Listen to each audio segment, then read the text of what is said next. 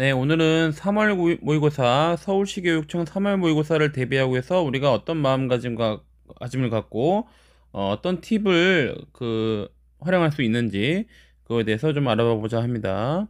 자, 3월 모의고사 부담을 가져야 하는가? 저는 아니라고 생각합니다. 3월 모의고사가 그 해의 수능 시험 성적과 같다고 흔히들 우리 선생님들께서 그런 엄포를 많이 줍니다. 마치 3월 모의고사 성적이 2등급이면은 너네 수능은 2등급보다 아래일 거야. 이런 말로 겁을 많이 주는데요. 전혀 그런 생각을 할 필요가 없습니다. 모의고사는 모의고사일 뿐이지, 그 점수가 수능이랑 직결된다면 수능을 뭐하러 보겠습니까? 절대 그런 건 아니고요. 열심히 안 좋게 나온다고 해도 열심히 준비하면은 수능 때 좋은 성적을 낼 수 있다. 저는 그렇게 생각을 하고, 저도 그래왔습니다. 자, 3월 모의고사는 그 전해 수능과 유사하다? 맞습니다. 3월 모의고사는 이제 그 전해 수능, 지금이라고 치면 21년도 수능과 그 출제 양식이나 그 어떤 제시문의 어떤 카테고리가 매우 유사합니다. 그러니까 3월 모의고사를 준비하려면은 2021년도 수능 기출을 풀어보는 것이 매우 효과가 있을 겁니다. 제가 그 영상을 올려놨기 때문에 그 영상을 보면서 독해나 뭐 이런 부분에서 좀 연습을 해보는 게 좋을 것 같습니다. 뭐 실전 팁을 말씀드리자면은 이거는 3월 모의고사 때부터 앞으로 이제 계속 보실 모의고사 때부터 연습을 하시는 게 좋을 것 같습니다. 제가 이제 뭘 강조드리냐면은 이제 풀 때도 많이 이 말씀을 드리는데 선지는 1번부터 읽지 마세요. 왜냐면 긴 것부터 읽는 것을 추천합니다. 이유는 모르겠는데 우리가 정답이 가능성이 긴 것에서 나오는 가능성이 좀 높아요.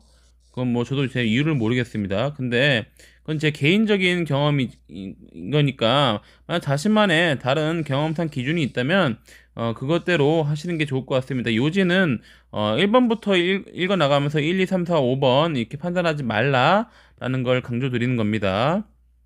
2번이 되게 중요한데요. 정답이라고 판단되는 선지가 골라지면은 바로 그 다음 문제로 넘어가는 것이 중요합니다. 예를 들어서 내가 1번, 2번, 3번 하다가 2번에서 정답이 나왔다. 그러면 3, 4, 5번을 판단하지 말고 그냥 다음 문제로 넘어가라는 겁니다. 이 점이 그 효율성이 아주 높아지고 그리고 시간이 절약됩니다. 시간이 절약되면은 나중에 이걸 또 판단해 볼 수 있는 시간이 오거든요. 근데 우리가 이제 풀면서 좀 애매한 부분도 있을 거예요. 풀다 보면은 특히 언어 같은 경우는 애매한 부분이 많이 나오는데 중요한 점이 골라진 다음에 확신의 정도가 높지 않다라고 된다면은 별표를 치고 나중에 다시 보는 겁니다. 근데 나중에 다시 보는 방법이 중요합니다. 그게 3번인데요. 나중에 다시 볼 때 내가 고른 정답이 맞는지 근거를 확인하는 거예요. 예를 들어서 내가 아까 2번을 골랐다. 그러면은 2번이 정답의 근거가 제시문에 있는지 그걸 확인해 보는 겁니다. 제시문에 그게 근거가 있는지 그 점을 확인해 보는 것이지 내가 헷갈렸던 다른 3번이나 4번이나 뭐 예를 들어서 이런 헷갈린 게 있다면은 그 헷갈린 것과 판단하기 위해서 이것들을 판단해 보지 말라 이 말씀입니다. 만약 내가 고른 선지가 정답이 아닌 것이 제시문에서 명확한 경우에는 고민했던 다른 선지를 판단해 보는 겁니다.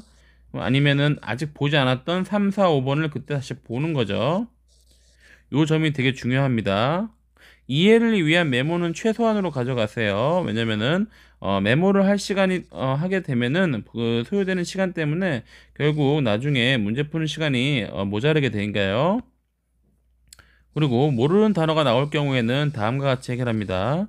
앞뒤 맥락상 관계하는 건 당연하겠죠. 앞뒤 맥락상 그게 병렬 구조인지 반대인 건지 아니면 관련이 전혀 없는 것인지 요걸 세 개를 한번 판단해 보세요. 대부분은 병렬이 많습니다.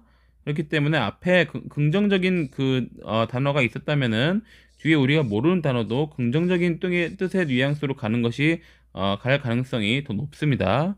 만약 무관에 해당된다면은 단어가 긍정적인 뉘앙스인지 부정적인 뉘앙스인지를 한번 판단해 보도 좋을 것 같아요. 최대한 한자를 연상시켜 보세요.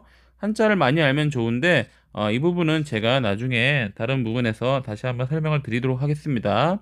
5번도 되게 중요한 부분이지만 제일 중요한 건 2번입니다.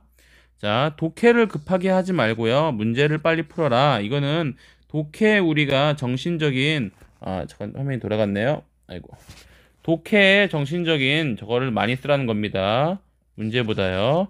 문제는 앞서 말씀드린 것처럼 빨리빨리 풀고, 그러니까 이런 1번과 2번, 3번의 요령을 통해서 문제는 빨리 풀어 나가고, 독해를 할 때 뭐랄까 더 정신적인 시간을 많이 더 소요하는 게, 더 집중하는 게 좋다는 것을 강조드립니다.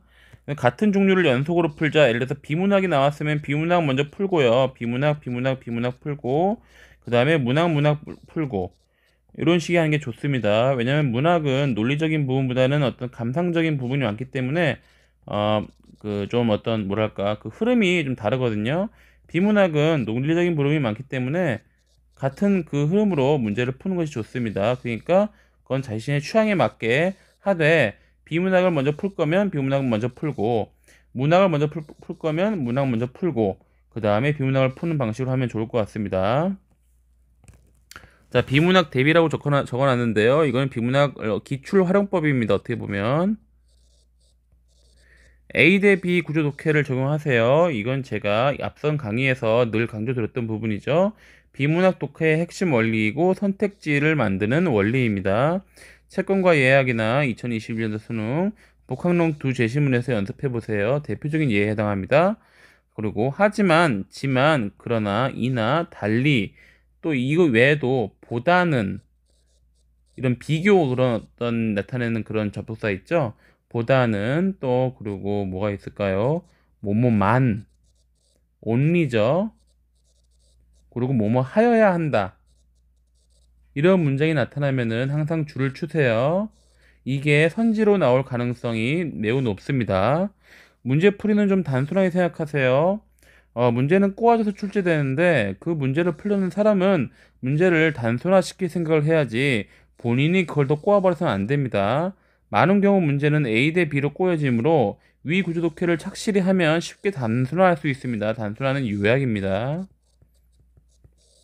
상상의 나래를 하지 마시고요. 본인의 뇌피셜을 배제하라. 제발 제시문의 내용을 벗어나서 생각하지 마세요.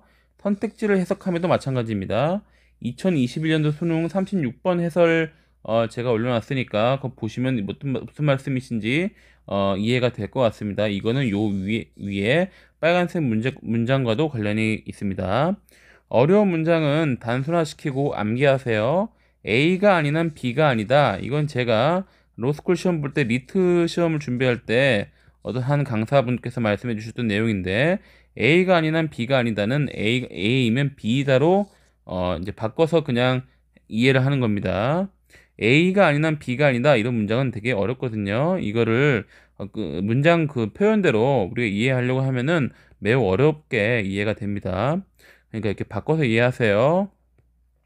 문학 대비는요, 주인공을 찾으세요. 주인공의 행위와 감정에 동그라미 표시를 하시면 됩니다. 그리고 대립되는 대상 내지 인물들의 감정과 행위는 세모로 표시를 하면 됩니다. 앞서 말한 것처럼 A 대 B 대 문제를 풀 때도 요거도 A는 동그라미, B는 세모로 하는 게 좋습니다. 그리고 우리가 비문학 독해가 잠깐 더 말씀드리자면은, 비문학 독해가 요즘은 하는 글에 A 대 B가 나오고 이 둘 중에 하나 관련된 C 대 D가 나오고 또 관련된 E 내 F 이런 식으로 나오거든요. 그러면 문장을 구분하는 줄을 긋고 색깔을 다른 펜으로 하세요. 색깔을 바꾸세요. 색깔을 바꿔서 동그라미, 세모, 아니면은 여기서는 이제 뭐 동그라미, 세모 이런 식으로 바꿔가면서 이해를 하는 겁니다. 마찬가지로 소설에서도 이렇게 감정과 세모를 표시하면서 이해를 하고요. 갈등을 찾으세요. 갈등은 외적 갈등이랑 내적 갈등으로 구분됩니다. 외적 갈등은 21년도 수능 최고운전이고, 내적 갈등은 21년도 서영은으로 얘기하면 될 것 같습니다. 외적 갈등은 주로 행위와 관련되고요. 내적 갈등은 주로 감정에 관련됩니다.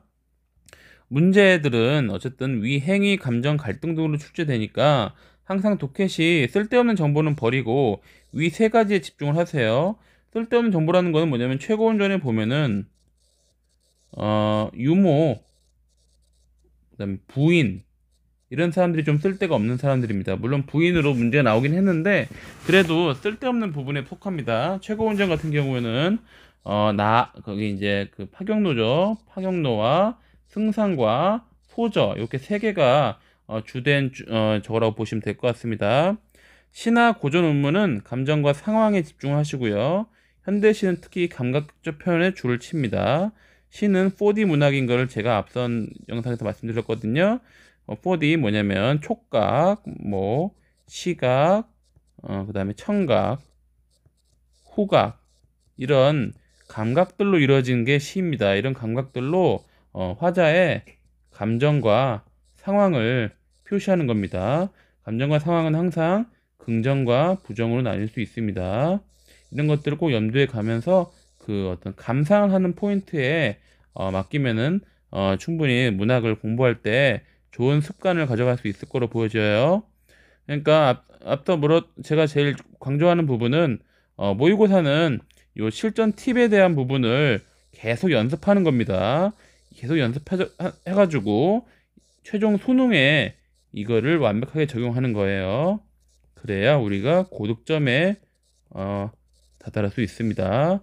오늘 영상은 여기까지 알려드리겠습니다. 혹시 질문하시는 궁금하신 사항이 있으시면 댓글에 달아주시면 제가 답글을 달아드리겠습니다. 그러면 구독, 좋아요 부탁드리겠습니다. 감사합니다.